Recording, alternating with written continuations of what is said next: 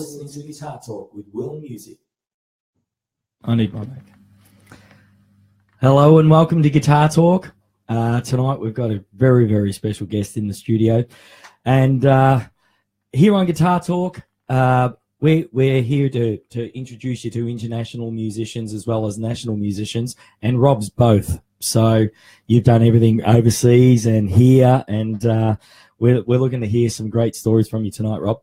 We'll touch base with a lot of facets of the music industry, covering booking agents, venues and studios and their requirements. We'll talk about gadgets and gear. We'll meet up with artists and craftsmen, masters in their craft. We'll hear the horror stories, the fun stories. Tonight we're going to hear some great stories.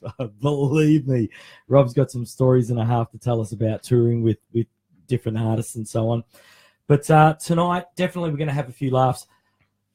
For those of you that don't know Rob Little, he was born in 1956. Now, 1956 was the very same year that we had Eurovision Song Festival. That was the first year it actually went live. It was also the year of the 1956 Olympics here in Melbourne. And it was also the big year for 4 multi-million-dollar, I reckon it's probably multi-billion-dollar now after all these years, but multi-million-dollar recording artists being Johnny Cash, Jerry Lee Lewis, Carl Perkins, and the legendary Elvis Presley. Now, Robbie's not only just, Rob's a monster bass player, but he's toured with Tommy Emmanuelle, and we're going to hear some more stories of him being on the road with Tommy and some other artists that he's toured with as well. Ladies and gentlemen, please welcome Robbie Little. Thank you. And how are you guys? Normally Pino does a cheer. Where's the applause, Pino? Oh, there it is. That's a laugh. That's close enough. That's a Seinfeld thing. That's close enough. Robbie, let's begin. Yeah, let's begin from the beginning. Thanks for coming down tonight. Yeah, my firstly. pleasure. My pleasure. So, and you bought the green machine. The green machine. The yes. green machine. And we'll hear some of that green machine later on. But Rob, let's begin with some of your influences in the music. You know, your early when you first started. Yep. Now you're from Adelaide. I am. Yeah. So, tell us about life in Adelaide before you came to Melbourne and before you started doing music. You know, what made you become a musician? Well, Dad was a violinist and Mum sang. Both of them didn't do it professionally, though Dad was really quite a good player. He could have done it professionally, but he didn't want to try to bring up a family on a muso's wage.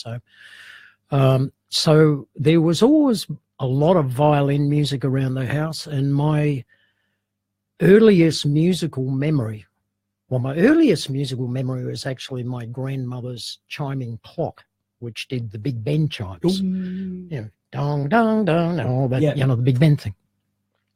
So that was the first thing I can remember hearing musically. But the thing that really stuck with me was we had the old record player with the box needle and the whole thing, you know, the old Victrola. And we had the 78s of Prokofiev's Peter and the Wolf, Introduction to the Orchestra. And I think I wore that thing out completely at the time I was about 3. And Mum used to tell me that's the only thing that'd keep me quiet. She'd put me in front of the player and put that on, and she could leave me there all day. So how old were you that? About 3, 4, something like that, I think. Yeah. So there you have it, everyone. Rob would have been a terror had it not been for Prokofiev. Absolutely. No, I was a terror even with Prokofiev. But, you know, that was the thing that I can kind of remember hearing the most, and all those beautiful melodies out of that thing, you know, it was quite stunning. And then mother was working in a place. There was a young lass that was working there. She was an accountant. She was working for Woodroof's Lemonade Factory, of all places. And there was a young lass there who had come across from New Zealand, was living by herself in Adelaide and studying cello. And she'd come across to study with a very famous cellist called James Whitehead, who was teaching at the Elder Con at the time. And being that she was so young and her family was all in New Zealand, Mum took pity on her and started bringing her home. You know, she became the sort of fifth family member for Sunday lunches. And then she, one day she got a break and she was asked to come and fill in for the South Australian Symphony Orchestra, or the Adelaide Symphony, I think they call it now, but it was called the South Australian Symphony back then. So Mum decided to take me with her, and we went to the Adelaide Town Hall, sat down, in walked all these people. The conductor lifted his baton, and they went straight into the opening bars of Beethoven's Fifth, and it blew me onto another planet, into another dimension. It just was astonishing. So you're more a classical player? Yeah. Interesting. Yeah. Yeah, very much so. That was my training, you know. And right up until the Beatles came along, I'd turn my nose up at anything that was electrified. It was like, oh, you know, they're not real instruments. And that was kind of the thing. I started playing cello. I was doing symphonic. So how work. old were you when you were playing cello? About, well, anywhere from about sort of 6, 7 onwards. Most of my work I started, I think, sort of taking it fairly seriously when I was about 7 or 8. And then I just kind of went along the classical thing. Now, Pauline Schwabe, my cello teacher, became part of the orchestra. She got a permanent position with them, and they did a quick trip to London as part of a cultural exchange. And lo and behold, she came back in 1967 with the Beatles' Sgt. Pepper's album. And if you recall, back in those days, you know, something released overseas used to take nearly a year to make its way out here. So she had a copy of the Sgt. Pepper's album long before anybody in Australia did.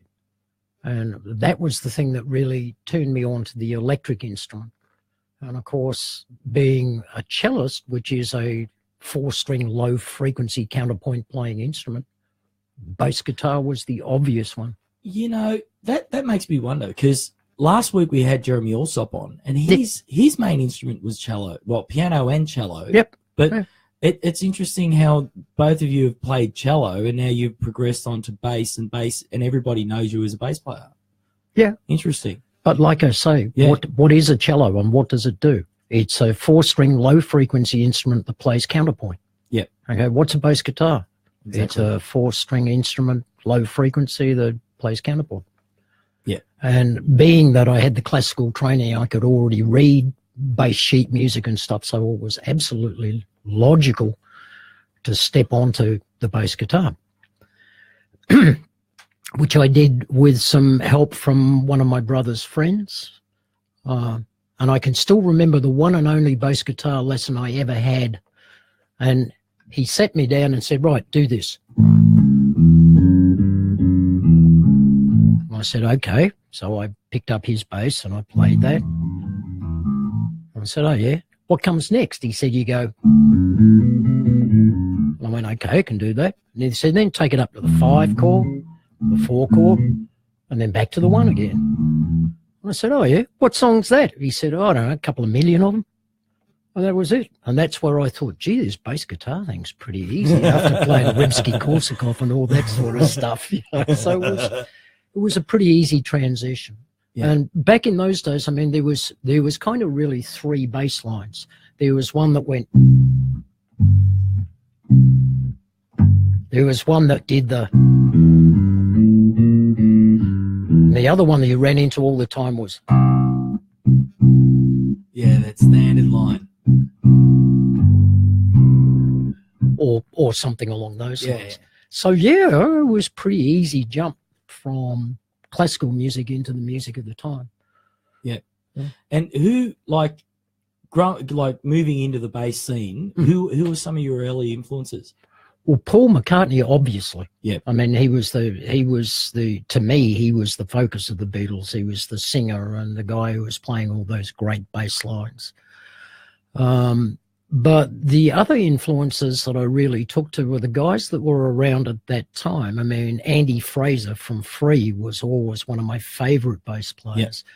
Yeah. And even to this day, when you sit down and listen to, for example, Free Live, All Right Now Live. In the middle section, he plays this continuous bass solo under what Paul Kossoff's playing. And it's a brilliant example of counterpoint playing against the guitarist. And at the same time, you've got to remember the kid was like 16 years old or something. So, yeah, quite astonishing. So really, Jack Bruce from Cream, obviously. Yep. Paul McCartney and Andy Fraser. Probably Andy Fraser was my favourite. Yeah. All those guys. And moving forward and looking at some of today's bass players, who are some of the guys that you listen to today? Really, anybody you can play, There's some astonishing players around like Reynard Garcia Fong. He is an astonishing player, an astonishingly virtuosic player. Virtuosic? Yes. He's an amazing virtuoso, and yet he is capable of playing the simplest things that are incredibly profound as well. Reynard Garcia Fong. There's the obvious guys like Marcus Miller and all those characters, and of course the person we were talking about earlier today, Nathan East. I mean, there's some absolutely astonishing players out there. You got to tell the story about Nathan East. God, you got to tell us about the strings. Can I just interfere there for a little bit? Hi guys, hi Robbie, how are you? Oh, Pino's here. I forgot about Pino. I'm the guy in the background here. I'm the one who looks good on the camera at the moment. But Rob, we've got a question from Enzo Failla saying, "G'day Robbie, love your work. How do you deal with guitarists who always push the tempo?" Okay, there are several things that we can do in this example. Basically, what I tried to do is look at why is the guitarist pushing the tempo. Is he pushing the tempo because he wants to build to a climax in the solo? Or is he pushing the tempo because he's just lost where one is? So basically what I do is I look at it and go, okay, what is he trying to achieve with this? What he's trying to achieve is to spontaneously build something to a point of excitement, I'm probably more than likely going to go with him. If I think that it's the opposite, he's just not quite feeling where the groove is, what I'll tend to do is actually lay back a little bit on it. So I'll start pulling the tempo back a little bit and make it really obvious what I'm doing. So that gives him the opportunity to either come back and join me where I am or ask me to come forward. But I'll typically, in that case, I'll tend to sit back. Yeah. And it depends why the guitarist is doing it. Well, actually, Enzo was actually saying direct your answer to the man next to you. Enzo, I'll tell you something. If we have a jam session later, I'll show you how he'll do it. I will. Joe Capito wants to know, is that the Strat that he supplied? This is, we're going to have Joe Capinti on next week, but this is one of his guitars. Nice. Yeah. So, Joe, this is your one. Yeah. Okay. Joe's wrapped. He's jumping around the floor right now. He's rolling around and carrying on like a big kid. So actually, just on that, I had a funny conversation with Tommy when I first started working with him, because I kind of said to him, once we'd got past the, okay, I want you to join the band and all the rest of that, I kind of said to him, okay, so what do you want me to do? And he said, this is really simple. He said, I want you to tee it up low and hit it right down the dead center of the fairway. I want you and the drummer to hit it right down the dead center of the fairway, because I'm going to be running left, right, around you, behind you. I'm going to be going in every direction. So I just want you guys to nail the groove and hit it right down the middle of the fairway and stay out of my way, which I thought was pretty well said. Does he push time? Only if he wants to. Okay. Tommy's actually got amazing time, and what a lot of people don't know is Tommy was originally a drummer. Okay. And an amazing drummer too. We had Virgil Donati play with us for a couple of months there. I remember our very first sound check with Virgil was down at GPAC, and Tommy got up, and because Virgil said, what does it sound like out there? And Tom said, well, come out and have a listen. And Tom's jumped behind the kit and started straight in this beautiful little Steve Gadd groove. And Virgil was just standing there with his mouth sagging open, looking at me and going, "What?" I said, "Yeah, I know. Wait till he plays bass." I was like, "No, forget it." I've always said it always took a drummer to become a great musician.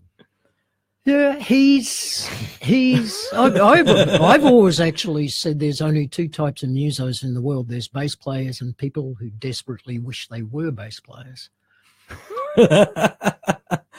Oh, you guys. Don't let me start with the bass joke. Well, don't start me with the drummer jokes, man. I've got billions of them. Believe me, Pino, he's got billions of them. Oh, yeah. Now, going back onto you and the industry and stuff. Yep. How hard, like you were living in Adelaide. Yep. What brought you to Melbourne? Oh, actually, before that, what were the gigs like in Adelaide? What was happening in Adelaide, and why did you come from Adelaide to Melbourne? Basically, Adelaide's quite a small place, you know, as we all know, Yeah. and you sort of spend any time there. And at that stage, I'd kind of worked myself in a position where I was working as resident bass player for most of the studios there. There were 4 or 5 quite good studios that did quite a lot of work for the whole of Australia, just not the local area. Yeah. So, yes, unfortunately, guys, a lot of those ads that you love to hate actually have my bass playing on them. So, Yeah. that horrible HBA ad and all those things. And Office Works taking care of business, that's me and Ross Ingalls and a few other characters that I know. That was basically Network playing that. Wow. Talking Do you know, I used to going come down when I was underage a little bit. Yeah, But, so was I. Yeah.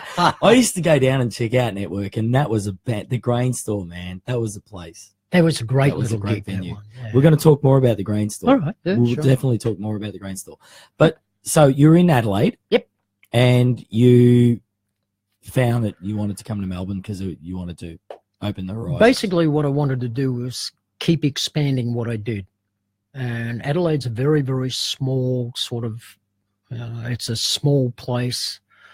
And it's difficult to get anything happening for yourself there. So I had a lot of musicians that I knew from living all over Australia. And I was actually asked to come back here to Melbourne in, I think, 1974, I think it was, that I came to Melbourne first to live. And it was actually Keith Kerwin, Stretch, who used to play with the Foster Brothers, with John English and all those characters. Yep. Hi, Stretch, if you're about. An amazing guitarist, amazing muso. And he basically was looking for a bass player to replace Barry Sullivan here, Big Goose, of course.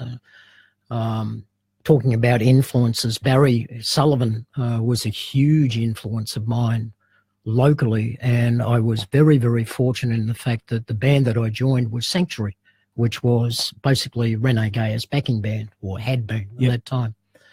And the band at that time was Mal Logan on keys and Stretch. I'm trying to think who the drummer was. Adrian Payne, that's right. Was the drummer, and myself on bass. I replaced Barry. And I was very fortunate in the fact that Mal had actually introduced me to Barry years before, and I must have driven the poor devil mad with all the questions I asked him about the gear and the way he played and everything. But he was a huge mentor of mine. He always seemed to have time to stop and talk to me, even though I was a real green kid. You know, he always said, "Come over to the bar and buy me a beer and we'll have a chat about it." You know? So you're in your 20s. Oh, even earlier than that. Yeah. Like, well, I would have been, I think, about 17, 18. Yep. Something like that. I was quite young. Yep.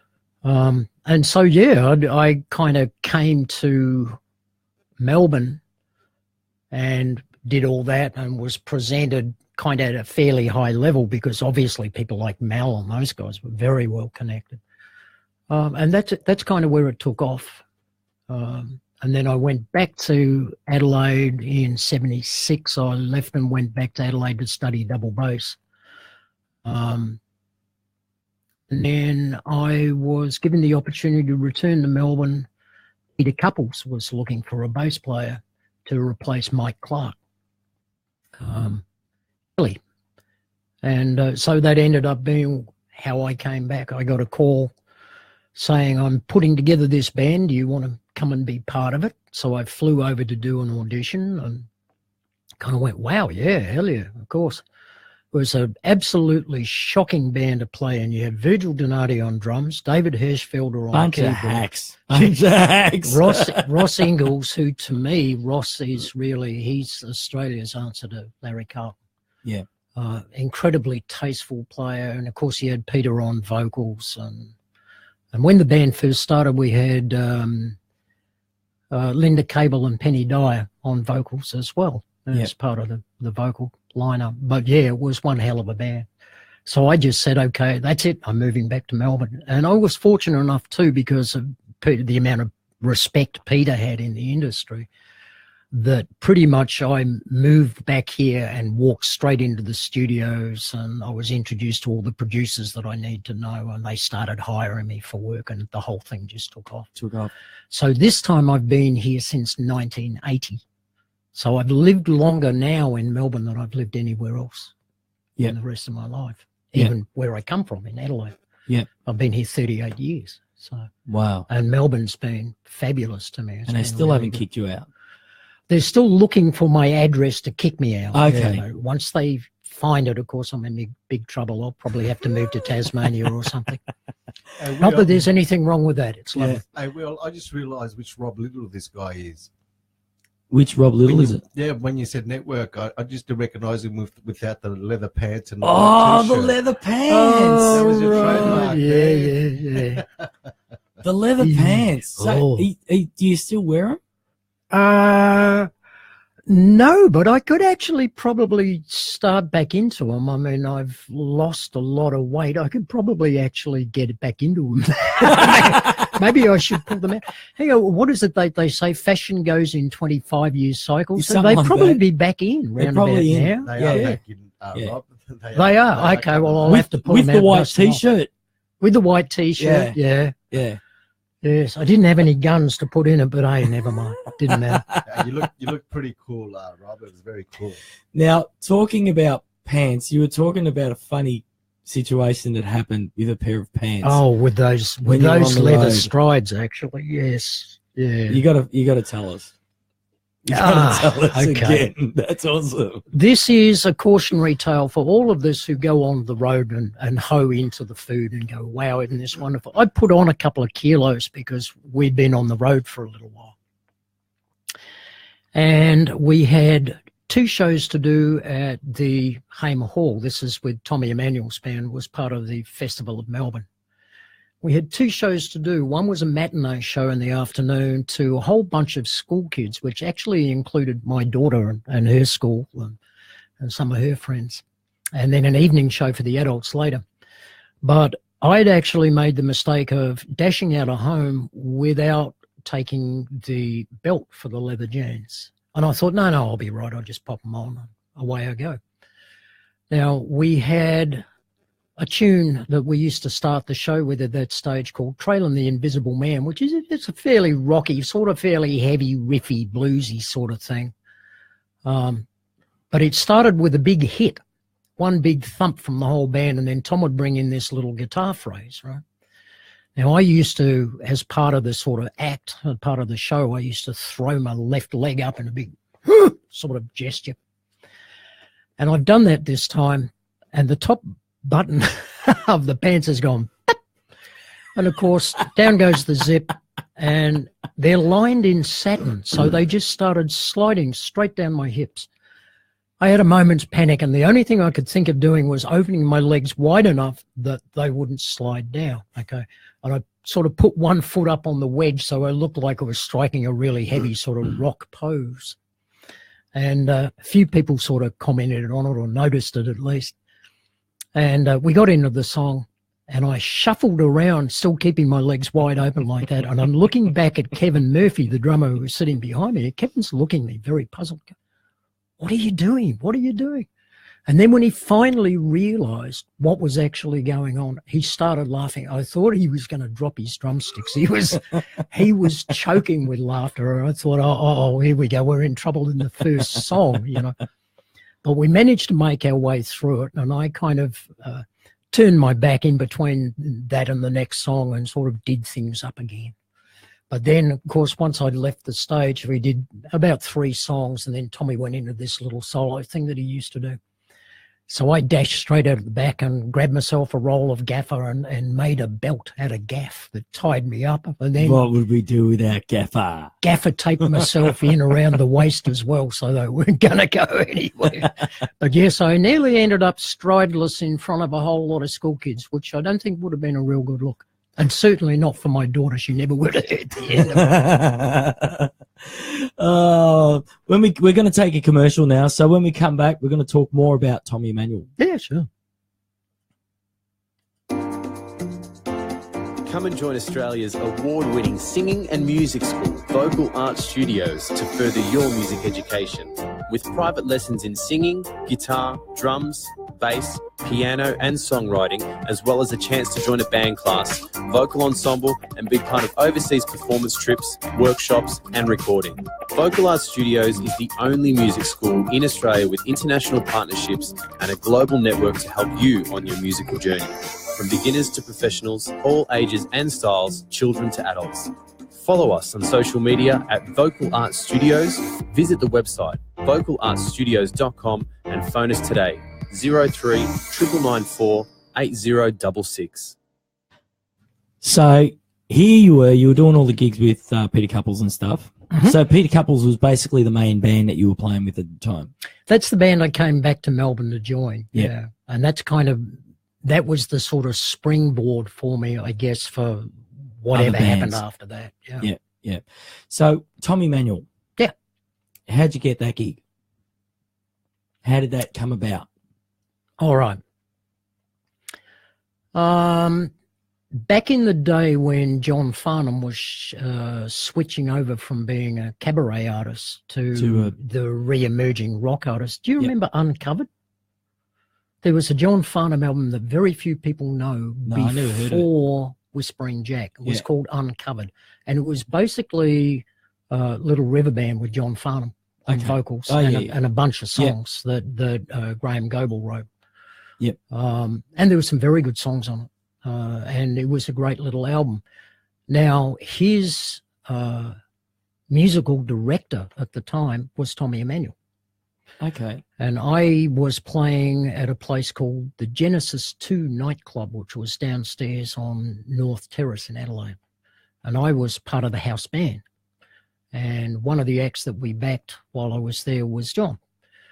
And that's where I actually met Tommy, was doing that gig with John. And both John and Tommy remembered what I'd done. So John and Tommy walked in and handed you guys the charts, and then you guys did we did a run through of some of John's stuff, and then we went and did the show. And Tommy told me many years later that John had sort of said we'd done the first show because there was about 3 or 4 nights in a row. Yeah. And Tommy told me many years later that John said, "Oh, the bass player's pretty good," sort of thing. Yeah. And Tommy had actually told me many years later that he remembered me from then. And he'd kind of gone, okay, who is this guy? And stored my name in the back of his memory sort of thing. And then I ran into John a fair because John used to come across and do vocal sessions in those studios that I always worked in. So I ran into John a fair bit again after that. And then basically fast forward, I'd moved over here, done all that. And then I heard that Tommy was actually starting up his solo thing. He had an album called Up From Down Under and wanted to come down from Sydney and move to Melbourne and put a band together in Melbourne. And Ron Lee was going to manage him. Now, I knew Ron, so I called Ron and said, can I ask you to do me a favour? Could you put my name on the shortlist for auditions for Tommy Emmanuelle? He said, no, I can't do that. And I went, why not? And he said, because your name's already on the top of the list. I was like, okay. And yeah, Tom had apparently just started off with that and put that name down and said add a few more. Yeah. Then I got a call from Tom saying, do you want to come and audition for me? And it was weird because I auditioned for Ian Moss's Matchbook Band on the Thursday, and I auditioned for Tommy on the Friday in the same place, which was kind of weird. And I saw Ian walking in on the Friday, and he said, no, you were yesterday. I said, I'm not here for you, Ian. I'm here for somebody else. You know, and that was it. And there was 4 or 5, I think, different bass players that auditioned on the day. Just a precautionary tale, and I won't mention this person's name, but if you do get an audition like that, please remember to turn up with a bass amp. One of the guys turned up at the audition without even an amp or anything. It was like, wow, this is going to go a long way. So, yeah, that was pretty much how I bumped into Tom. And he told me later, once again, several years later, that it wasn't a matter of auditioning me. He already knew that he wanted to use me. But he had to audition. But he said, I basically didn't want to have a whole lot of people bugging me later saying you never gave me a chance. He said, so I threw it open. I did the audition thing. I went, no, this is the guys I want to use. Yeah. And then you played on his albums as well. I played on a number of the albums. The Up From Down Under album had already been done up in Sydney. And, you know, Tom's an amazing bass player himself. And in fact, that is actually the reason why I've stayed as Tommy's bass player for so long, and even as recently as the world tour in 2011 and stuff like that when we were working together. You got to tell us about that too. Yeah. You know, even as recently as all that sort of thing. The reason why I've stayed with Tom for so long is very, very simply, Tom said to me years ago, the only way I could find a better bass player for my stuff is to clone myself and play bass at the same time, because Tommy and I actually hear exactly the same thing when it comes to bass. And it's kind of weird, but it's absolutely true. Like if you write a song and you were to put Tommy in one room and me in another room and not let us hear each other, you'd find that what we've created for the song as a bass part would be very, very similar indeed. Yeah. If not almost exactly the same. Wow. So what Tom used to do is because he is such a good bass player, he'd write a bass feel that he wanted. And let you take it. And then he'd hand it to me and he'd say, go away and Robbie Littleize that. You know, just turn it into your own thing. That's kind of the idea I want now, Robbie Littleize it. Yeah. Yeah. So back in those days when you were in the studios with Tommy and stuff, what was the day like? What did it start early in the morning? Was it an afternoon shift, graveyard shift, where it'd go late at night? Was it like, you know, like a job, like it just depended. 9 to 5, or? It just depended what it was we were trying to do and how much of it we had to do. Like if there was if you were doing an album, it was a 9 to 5 job. You turned up at, you know, at 9 o'clock in the morning or 9:30 or whenever. You had a certain amount of work to do. We had a scheduled lunch break. Yep. You know, it was actually interesting watching all Tommy's tradecraft come out. I mean, there's things that we used to do with that band that were kind of weird but worked really well. I mean, you've done a lot of recording yourself, you know, that you get to that point of exhaustion where you just, you know, it's not making any sense anymore. You're not getting any energy, any of that stuff. Yeah. So one of the things we used to do if we were recording late at night or if we'd been in the studio for a long time, generally Tommy used to like to record at Metropolis down in South Melbourne. With Mr. Rose. Yeah. Of course. Why wouldn't you? And so what we'd do is we'd get the song set up. Yep. We'd get the sounds. We'd get everything. We'd work out the arrangement. And then pretty much we'd chase each other around the block. If we were feeling a bit tired, we'd sprint out the front. You'd sprint around the block with everybody chasing everybody else. All the way back in, run down the stairs, run along the corridor and run roll tape. As you went past Studio 1 or Studio 2 or what have you, and the tape would be rolling, you'd run in, pick up your instruments, your heart would be going, boom, and out it'd come, and it'd just leap out of the speakers. So there were a lot of those cute little, you know, techniques, recording techniques and things that you picked up off Tom. And a lot of people sort of have asked over the years, listening to the albums, it's like, wow. I mean, you listen to Nashville Express, for example, off the Terra Firma album, that thing's going a billion miles an hour, really full on.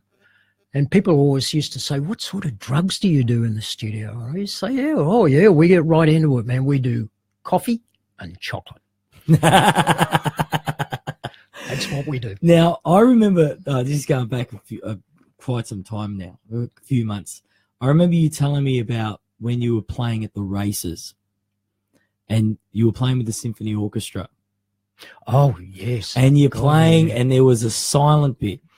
Yeah, we were doing the Classical Gas album because some of that was recorded live at the Festival of Geelong. Yeah. And some of it was recorded in the studio at Metropolis. We were in one studio and the orchestra was in the bigger studio, in Studio 2. But yeah, I do have an outtake from the desk that is hysterically funny. We were doing, I'm trying to think of what. Oh, it was Countrywide, one of Tom's tunes, and the whole orchestral version. Now, it was at the Geelong Racecourse on a huge, big outside stage that they'd set up for them. And we were rehearsing, and the front of house guy just happened to have the recording running. So while we were rehearsing, they were working all the trotters around the track, taking them around. And there's this beautiful moment on this tape where the orchestra is doing a big rattle down to the end of a phrase, and then it starts up again, right? So it's like bum bum bum bum bum bum bum bum bum wop, da da da da da da, and right in that little split-second break that you got there, like a one-beat break, one of the trotters going around the track went right in the exact pitch at the exact timing, and you just hear this absolute wave of laughter go around the whole orchestra, and everybody starts struggling to come back in again because everybody was killing themselves laughing. Fortunately, it didn't happen on the gig, but at sound check, I mean, you could not have timed that. You couldn't have cut it into a movie like that. It was just astonishing. Now, live music. There was the time when you were doing a gig, I think it was in Launceston, where you'd already done the show. Oh, the Blues Club gig. The Blues Club, that's it, yeah. Go on, fill us in, tell us. Oh, that was one of those funny moments. If you know Tom these days, Tom's health is pretty good, but he did go through a period where his health wasn't so good. His blood pressure was a bit funny and what have you. And so he used to vanish after the gigs. He got into the habit of, I need the energy and what have you. So I'm just going to press the flesh at the end of the gig and go, see you, gone. And that's kind of what he does these days. You do a meet and greet with Tommy, you do it before the show, not after the show, because back in those days, it used to take us 2.5 hours to get out of the venue at the end of it by the time he'd done meet and greets with everybody. And it was something we always did at every gig, no matter where we went, that was part of the job, was the merchandising and pressing the flesh and meeting the people and having photos taken with them and all this. And you did that as well? Yeah, the whole band. Yep. Yeah, there was always there was always a table set out at the front, and the thing at the end of the show was give us 15 minutes and we'll come out and have a yarn to you. And it was something actually that Tommy was very, very focused on. And it was amazing how many people mention it to us. One of Australia's top artists who we shan't mention, but we were talking to some people in Sydney who were saying he came to the local club, or the local venue at least, and then after the show had finished, it was, no photos, no speaky, no see. A couple of the guys who were, very focused on the musos in the band wanted to meet them, waited out at the back of the stage door, nearly got themselves run over by the band leaving, sort of thing. And it really created a nasty atmosphere. And so that was something that Tommy was always incredibly focused on. And that was part of the gigs. You just didn't fake out at the end of the night and say, I'm going home. It's like, no, you had to stay and do. And we stayed till the last person had left, basically. So, and that's kind of where that rule came from, because, yeah, it could take us hours to get out. Yeah. Hours and hours to get out. So, yeah, there's just, that was something that we did do, was all the signing. Now, back at the Blues Club. Back at the Blues Club. What we actually did that night was Tommy, for some reason, had decided that he felt like playing. He didn't feel like going back to the hotel. He felt like playing. And we didn't do it very often, but we did do it a couple of times. The show at the Princess Theatre in Launceston was a sellout. And so all those people who couldn't get seats actually went to the Blues Club, and there was a Blues Club right around the corner from the theatre, literally a block or two away. And so off we went. Tom suddenly decided, yep, okay, great, I feel like playing. Who feels like coming down the Blues Club and having a jam? Well, it turned out everybody in the band felt like it, so it was like, oh, hell, why don't we just get some gear? Now, they didn't have keyboards, so one of our guys grabbed the keyboards off the stage and hustled them around the corner and set up an amp and everything. So all these people are sitting in the gig, watching this local blues band play, and all of a sudden the band walked in, took over and played the whole show again. So those people who had missed out and didn't get the tickets got to see the show and absolutely were over the moon about it. And those people who actually had seen the show, most of those guys ended up at the Blues Club because it was the only place open that you could get a beer. So they got the show again. So we played it twice that night. And I'm pretty sure Tom could have actually had a go at playing it 3 times as well, because he was pretty hyped by the end of it all. Yeah. But no, it was good. It was one of those funny moments where we walked in and stood on the stage and looked out at this sea of open mouths going, my God, what are these guys doing here? Yeah. And that was it. Tom just felt like playing. Was that double pay on that night? Or no, I think he actually charged us more. Oh, okay. They didn't get any food that night. Didn't get anything that night, no. Though I did get the bass player who allowed me to use his bass amp around at the Blues Club bought me a beer, which I thought was rather nice. It was good. He bought me a beer and we had a bit of a chat. It was a rather nice fellow. And he's kept his bass rig, right? Yeah. He's not selling it. Hey, speaking of a jam session, do you want to do something? Yeah, play a little something. Pino? Yeah. I know that you're one of these drummers who likes to go on strike. Yeah. Oh, I just saw something saying, Dean Matters says, hi, Rob. Hi, Dean. It says, like, that's Dean and Kim, actually. Oh, lovely. Hi, Kimmy. Yeah, actually, it does says it. Yeah.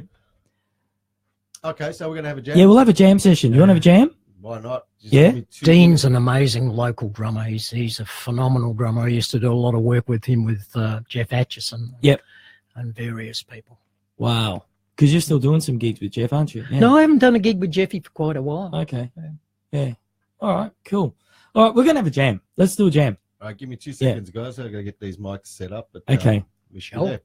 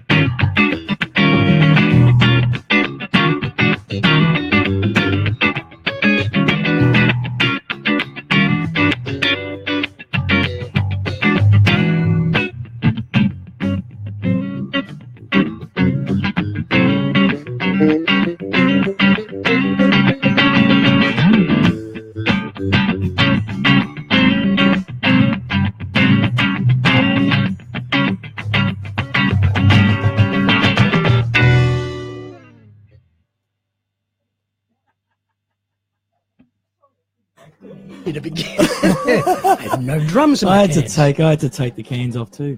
Yeah. Shocking, no drums in the cans. That was good fun. Yeah. And what would you call that track? Something in E. Oh, Mess in E.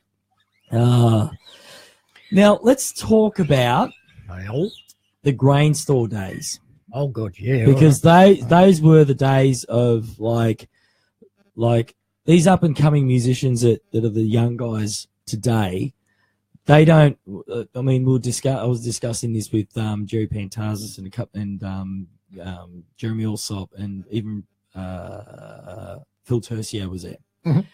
We were discussing how important it is that you guys were the guys that actually, and I've said this in a whole bunch of other shows, you guys were the guys that set everything up for the new generation that's out there. Now, even if you look at, if we were to look at what Melbourne is today, it was actually on the Channel 9 News the other night where they were talking about Melbourne being the place to be, well, the place to be as a city, but it's also the place to be for gigs because there are more gigs per capita than anywhere else in the world, and that's including LA because I mean, per capita, who knows, there's some guys that are probably getting paid $5 a gig, but there's more venues out there that have got live entertainment than any other city in the world. So going back, I remember back in the days of the grain store days where you'd walk down King Street, like now it's I call it a brothel down there because it's not, you can't even walk down there anymore, you know. It's not really safe to walk. No. But I remember walking down there when I was a kid because I used to always hold key. I had techniques to get into the grain store. I'd always hold keys. I was so young, I looked like an absolute idiot, but I'd hold someone's keys, and I would, for some reason, I would get in, and then I'd come in and see like you with Tommy Emmanuelle, or you were playing with some of the other band with Network and stuff. Yep. What was it like playing at the grain store? Was it like a family atmosphere with the venue? It was. I mean, we had, as you well remember, that place used to get jam-packed. Absolutely jam-packed. All levels. There was, for those of you who don't know the grain store, it was 3 levels. You had a band downstairs, like a basement level with a band downstairs. Then there was a bar in the middle on the ground level, and then there was Network playing up the top. Yeah. I'm just trying. Oh, Cover Up. That's the name of the band downstairs. Yeah. With all those characters. So Network upstairs, Cover Up downstairs. And the room was registered for something like 500 people, and we used to put about 1,800. Yeah. It was, you couldn't move. Yeah, well, it was kind of interesting. I was always a little concerned that if a fire broke out or something like that, you know, it would be kind of ugly. But I had a plan of escape, which went, I was on the far right-hand side of stage right. So for me, it was one jump onto the first table, one jump onto the second table, kick the lead light out and jump straight into the tree outside and shinny down. So I had it all worked out. Speaking of the grain store, it was the grain store that I remember you telling me about a guy who was saying that he was the bass player of the band. Oh, yes. Oh, you got to tell us. Tell everyone that. That's an awesome story. Oh, all right. True story, guys. It's absolutely true. This is true. I went downstairs. It was too busy just before we started one night upstairs to get a beer, and I only had a few minutes to go before we had to go on. So I thought, well, I'll go downstairs to the middle bar, the ground floor bar. It'll be quicker to get a beer there and just go back upstairs. So as I was downstairs getting a beer, the gentleman happened to be at the bar. I was waiting to get in. He stepped back and cannoned into me, sort of thing. I've knocked the beers from his hand. And I went, oh, geez, look, I'm sorry, mate. Didn't mean to bump you like that, you know. Let me do you a favour and get you a couple of more beers. So I called the staff over and ordered a couple of beers for us. And we got to chatting, you know, as you do. You know. And I said to him, what do you do? He said, I'm the bass player for Network. And I thought, that's kind of interesting because I'm the bass player for Network. So I sort of just thought, oh, yeah. And I said, oh, so that must be an interesting job. I hear that the band's not too bad. Oh, yeah, I've been with the band for quite a while. And on he goes, la, la, la, la, la, la. And I thought, well, this is all kind of interesting. And he was telling me how long he'd been with the band and how successful the band was and everything. And I looked at him and I went, that's great, mate. I hope you have a great gig and what have you. And I'll see you later. And I took off up the back stairs because I realised we're just about to go on stage. Now, they just changed the bar at the grain store at that stage. They put some windows in the back of it so you could see through from one side to the other. And so I got up on stage, and about the second song, we're playing away merrily, and here comes this guy up the stairs, and he stops at the bar, and he's ordered himself a beer, and he's waiting for his beer. And he just happened to turn around and look me straight in the eye, and I just stood there and smiled at him and kept playing. He turned a funny pale colour and took off down the stairs, and I never ever saw him again. Never quite sure what I must have said to upset him, but it was just one of those moments. I thought out of everybody that you could open your mouth and said that to, you had to pick me to do it. So. That is a crack up. Yeah, I still can't believe it. Now, one of the other iconic bands in Melbourne that you were a member of was Funk Fiction. Oh, God, yeah. Tell us how that came about. I basically got a call. I'm trying to think of who it was that called me originally. I think it might have been Rod Davies, the singer from the band, called me originally and just basically said, look, we're all doing bar mitzvahs, weddings, commercial gigs of whatever nature in order to pay our rent, but all of us would like some sort of outlet.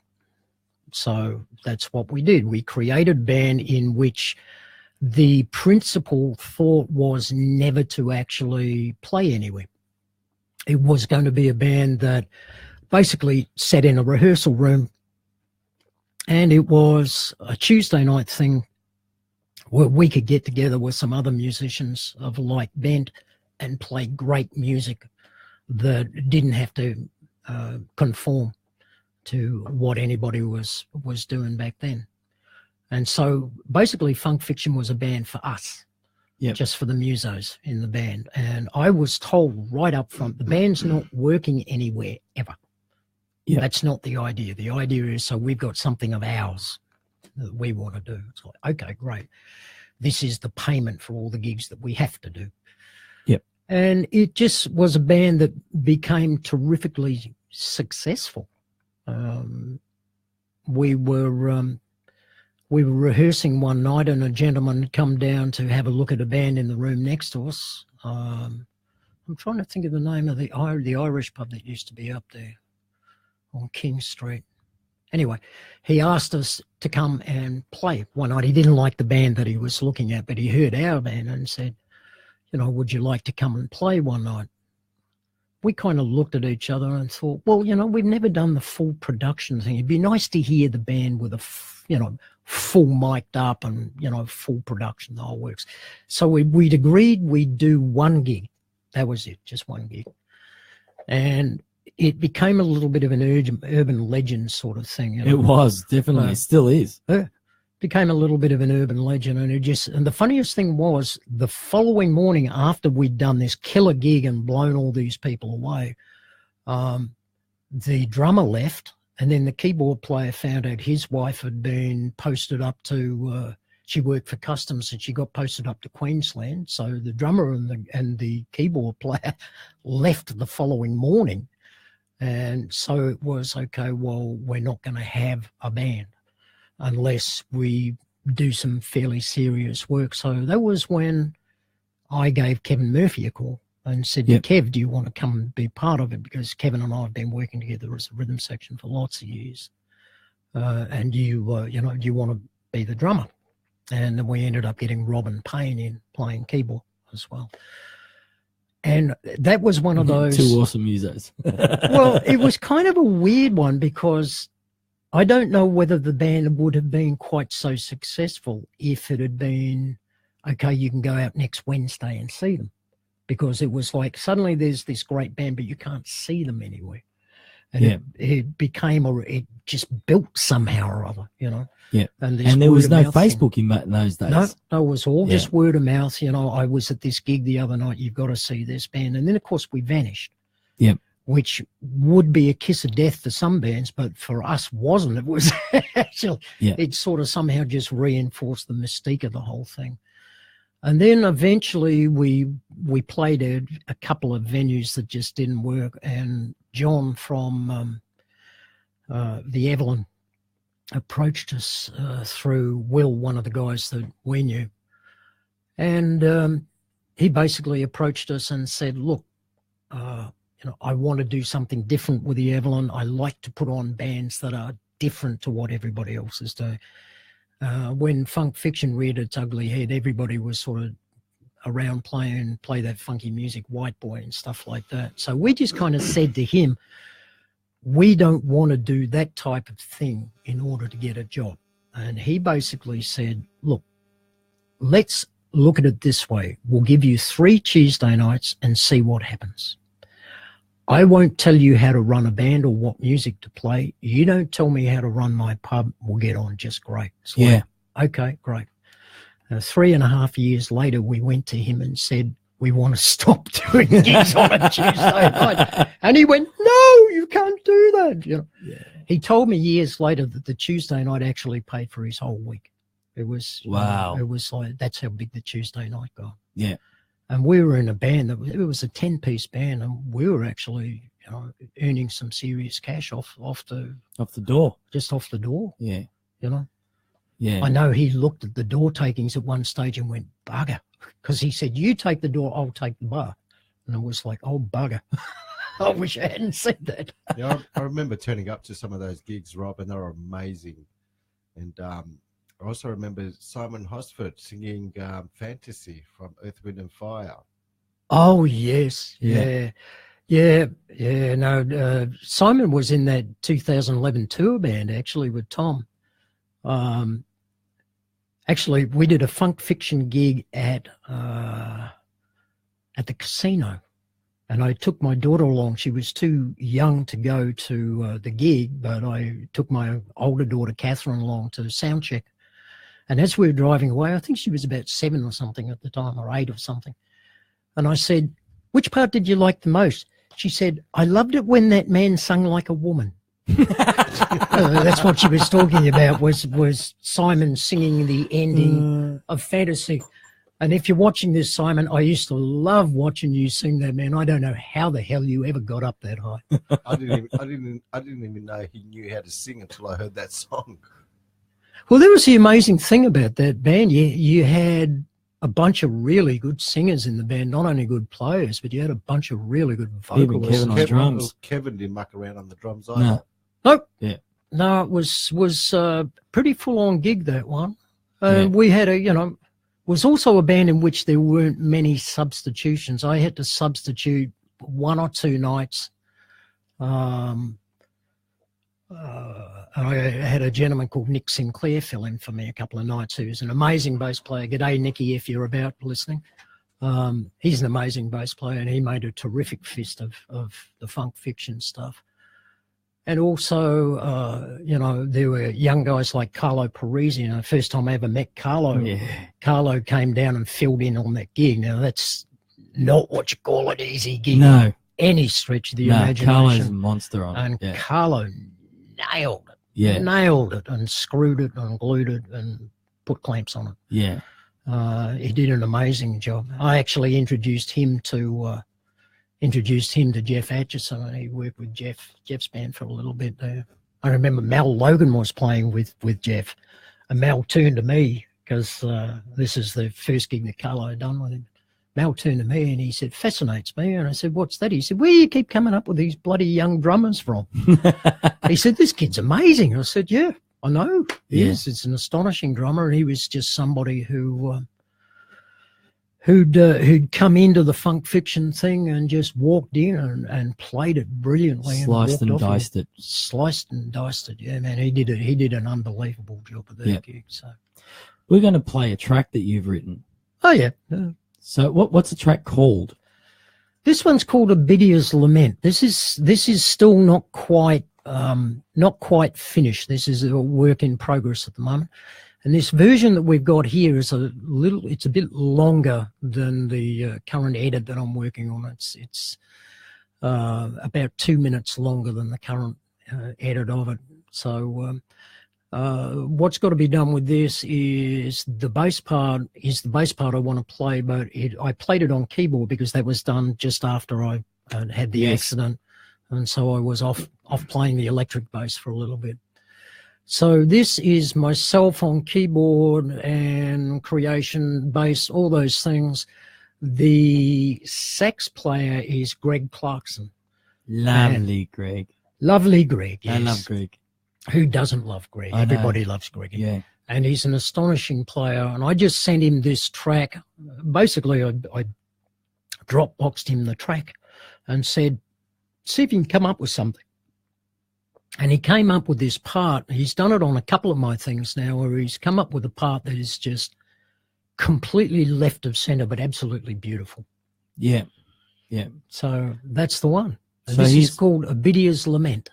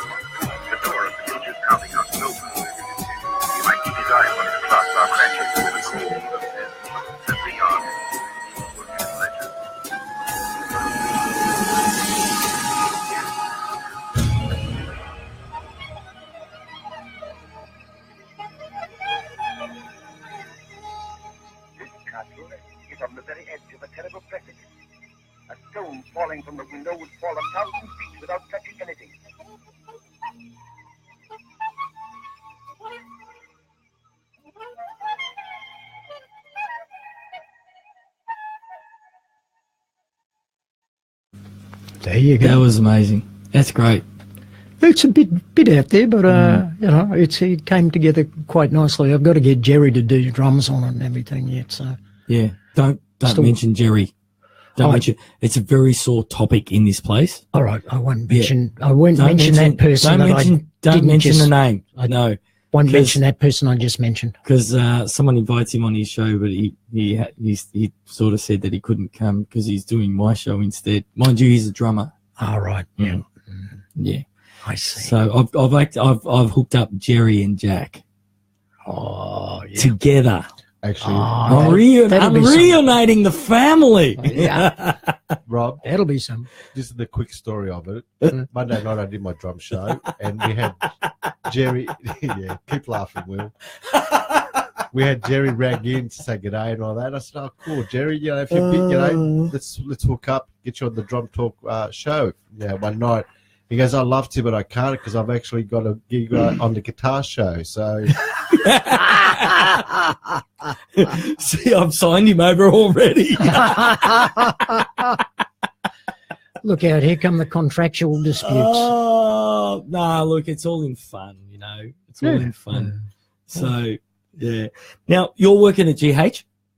Yes, yeah, it's one of the things I do these Because days. you put up with me when I walked through the shop. Yep, absolutely. Somebody's got to do it. I know. Now, there's one thing I need you to tell me about. The Marsha Hines gig. Yeah. When you first did the Marsha Hines. Oh, right, yeah. Well, it was a put-together thing, like a 2 weeks of shows around Victoria, countryside, and Melbourne and what have you. Ronnie Sandilands played drums and myself on bass. I think it was Michael Cristiano on guitar from memory. And Jamie, whose name I don't remember, who was Marsha's partner at the time, was her MD. Yep. And all I knew was from working with David Hirschfelder, who'd been in Marsha's band for quite a while, that Marsha was a bit of a perfectionist. You know, she has very, very, very high standards for herself and likes the musicians that she works with to hold those same high standards. So I was quite aware that she was fairly short with musicians who fell short of her standard, shall we say. So I thought I would invest a little time in it and make sure that I did the right thing.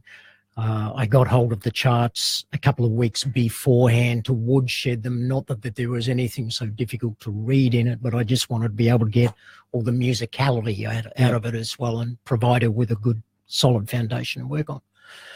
So I did all this work and did all the woodshedding and everything, turned up a rehearsal for the first gig, sound check rehearsal, the first gig. And she was being walked along the front of the stage and being introduced to everybody. And when it came to me, she looked at me and she said, "Oh, it's you. I've always wanted to have you in a band." And I kind of went, "Oh, whew. Thank God for that." So the 2 weeks, I came in with some trepidation, but the 2 weeks that I worked with Marsha will always stay in my mind as one of the most enjoyable gigs I've ever done. And Marsha is the sort of lady I would happily come out of retirement to play with at any time. She's a wonderful artist, a lovely, lovely person.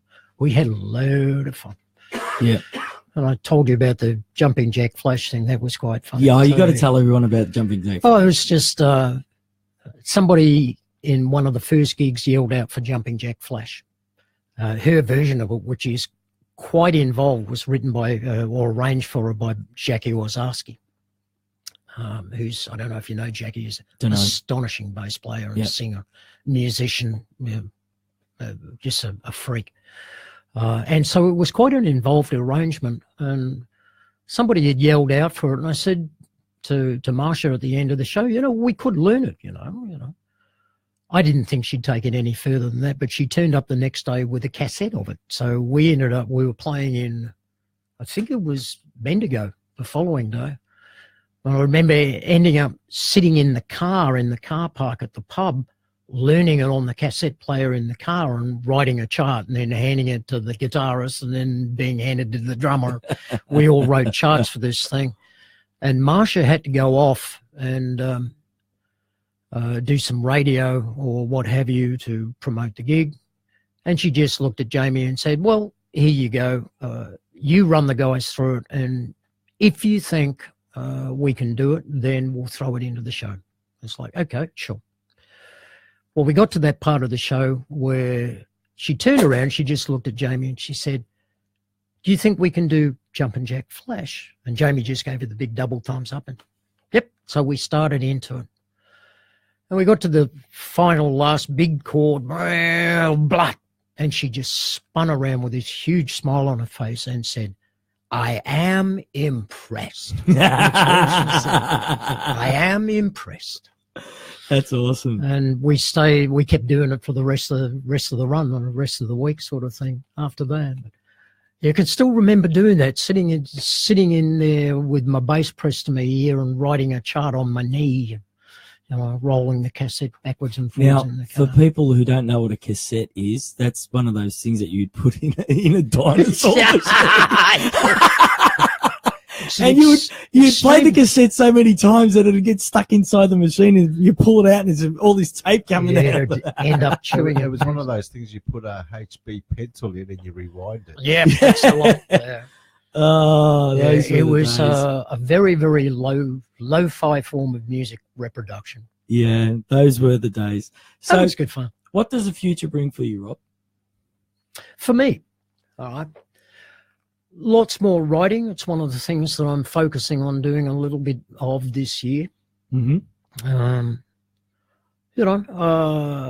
Working on my playing. I haven't been playing as much bass as I normally do. I've been playing a little bit of piano. One of the gigs I was doing with Andrea Ma, we did up at the Wangaratta Jazz Festival, and we were the poor band that got to go on after John Cleary, the Absolute Monster Gentleman. As you can imagine, I don't think any of us were really in the mood to rush onto that stage after that. However, I was absolutely gobsmacked by John, by what he does, and fell in love with it. So I've actually been working on my New Orleans style piano playing, and getting a little bit of the the Professor Long here and the Dr. John thing going, which has actually been really good for the right hand. After the damage to the right hand, that's actually helping strengthen all of that up and get that working again. So, there's that. I've been doing a lot of writing. Like I say, I've now got about another half a dozen or so tunes that I've got to complete. Once I've got those recordings completed, I've got pretty much enough for an album. So then I'll be looking at producing an album and maybe later in the year doing some live gigs with some of the guys like Greg and those guys that have been helping me with the writing of it. And pretty much just keeping it low key. You know, I'm a granddad these days, so I love my grandkids. So I love to hang out with them and do stuff with them. We always have a lot of fun. My younger daughter, Molly, has just started into songwriting herself. She actually plays really quite good piano. If she put her mind to it, she'd be an excellent piano player. But she's into a lot of other things, you know, she's into songwriting and all those sort of things. So I've got her first PreSonus set up, you know, with Studio One and with the little PreSonus interface, and she's been rating my mic drawer and stuff like that. You know? So she's now starting into looking at doing the songwriting and all the rest of those sort of things herself. So I've been giving her a bit of a hand with that. So that's a couple of weeks ago. I had Simon Milan and Sam Milan in the studio, and we were talking about the father-son relationship. You've just introduced the father-grand child. Gap. Absolutely, which is awesome. Yeah, the daughter took it up anyway. She was naturally interested in playing piano and stuff like that. I mean, obviously having keyboards around in the house and guitars and things she tried a few different things. She settled on piano, and she's been really quite good at it. She's got quite a lovely voice as well. So one of the things that we're looking at very soon with her is to get some sort of more formalized training on her voice. Well, I'm hoping I may be able to get somebody like Susie Ahern or somebody to give her a hand. I think Susie would be perfect for her because that's the type of vocalization that she really loves. Yeah. And I mean, gosh, you know what Susie's like. She's a monster. Yeah, absolutely. So if I could get her in with Susie, that would be great. So yeah, there's all those sort of things. As you know, because of the health thing, I've been spending a lot of time working out and getting myself fit. Yeah, you know, swimming a lot and bike riding, and just bringing my fitness back to where it hasn't been for about the last 35 years. Yeah, you know, and doing all things, giving up drinking, and you know, completely reorganizing the way I live my life. We bought a pizza. And we bought a pizza. We bought a pizza, and Rob's going, if I have one slice, how long is it for one slice? It's 43 minutes on the treadmill. 43 minutes on the treadmill at a 6K speed to wear off one slice of pizza. One slice of pizza. 43 minutes, man. So here 6K. we have a pizza, and Rob's going, okay, it's 43 minutes. That's going to be, if I have two slices. There's another 4 hours on the workout. I'm going to have to swim 2K instead of one to get it off. It's shocking, that stuff. Oh, that's funny. That's funny. Well, we're going to wrap up the show. So, Rob, thank you very much for coming. Pleasure. It was an absolute blast having you here. It was great. So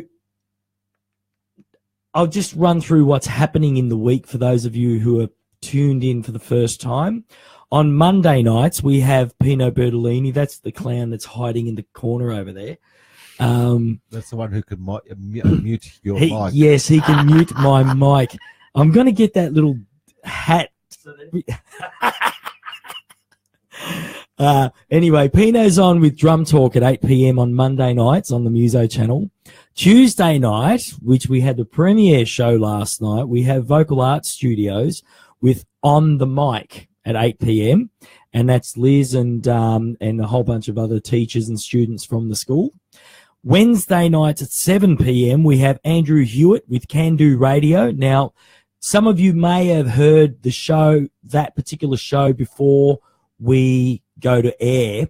And the show is, it's an amazing show because Andrew's disabled, isn't he, Pino? Yes, he's got cerebral palsy. Yeah, he has cerebral palsy. And he's a drummer. And he's a drummer. And he has put together a show where he showcases disabled musicians. And I remember listening to that one-armed bass player, and it was amazing. This guy was a freak.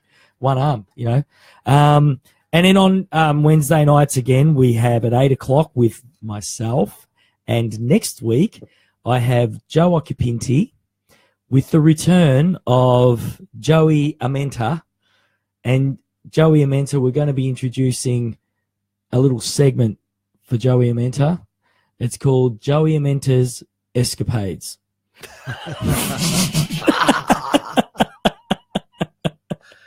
Well, there's 22 shows worth of material right there.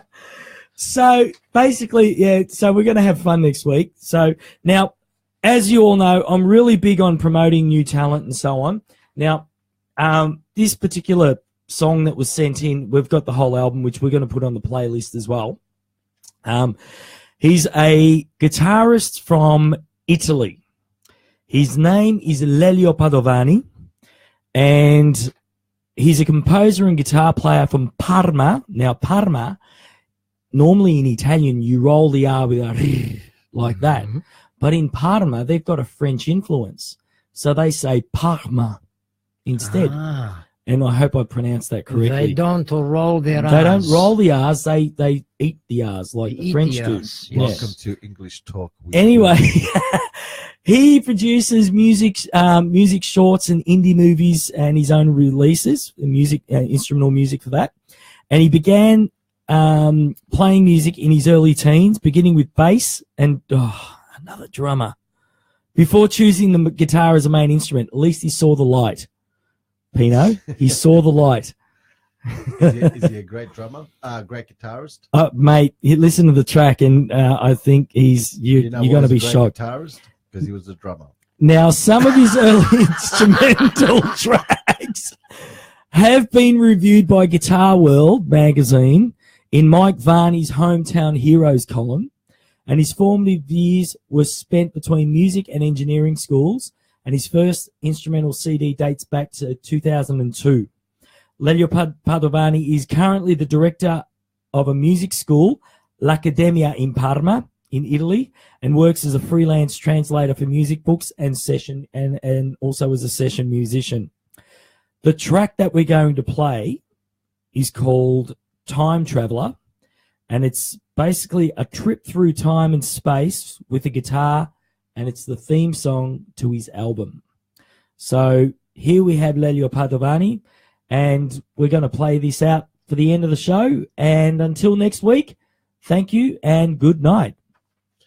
Thank you, Will. And also, I have to put this last comment in. I knew. There's always a drummer wants the last say. Well, always. Rory Hollingsworth says, a guitarist that can keep time.